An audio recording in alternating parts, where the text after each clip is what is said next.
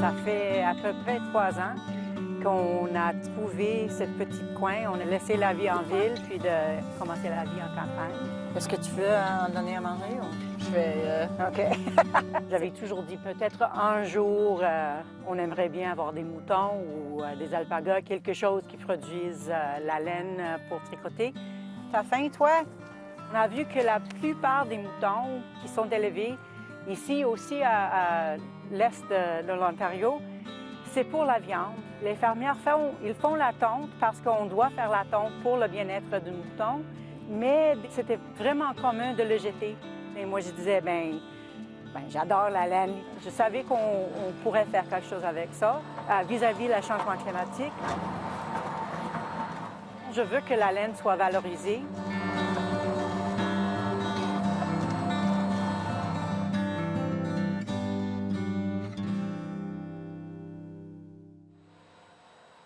Je travaille aussi avec des collègues à Manitoba, Colombie-Britannique, qui ont commencé avec un petit moulin pour transformer les déchets en granules pour le jardin.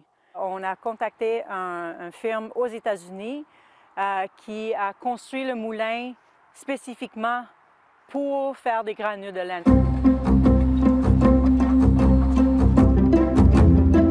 Ça réchauffe, ça coupe et ça compresse la laine en granules. Ces granulés, ça apporte quoi au sol exactement? Quand on le transforme en granules, ça retient 20 fois le poids des granules en haut. Alors, ça veut dire qu'on n'a pas besoin d'arroser beaucoup. Ça retient aussi le carbone dans le sol. Ça repousse des insectes, des autres nuisibles. Ça aide avec l'aération du sol. Et c'est un engrais azoté. On peut les utiliser quand on commence les semences à l'intérieur en préparation pour le jardin. On met 2-3 granules en bas des petits pots. On peut les ajouter dans le sol avant de planter le jardin. On peut aussi mettre quelques-unes autour des plantes de maison. Puis on a nos 3 groupes de moutons, les grands, les petits et les bucs. Quand on fait la tonte des moutons, on fait la trie, c'est-à-dire qu'on fait sortir les petits bouts qui sont trop sales, trop courts, pleins de foin ou de paille, parce que ça, on ne peut pas faire processer en laine, en fil. Donc, ce moulin, vous pouvez mettre là-dedans la laine, peu importe sa qualité, son état? Oui, des fois, c'est plein de foin, de paille, de caca. On essaie de faire un partenariat avec des autres fermiers pour leur aider avec leurs déchets et aussi pour nous aider avec la production des granules.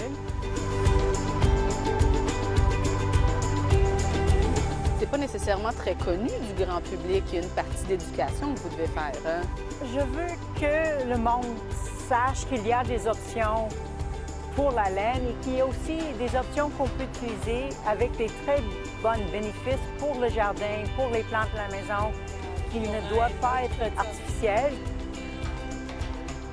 On est vraiment excités d'avoir nos animaux, d'avoir les vignobles, puis tous les projets. Ce qu'on veut faire, c'est la promotion de la région.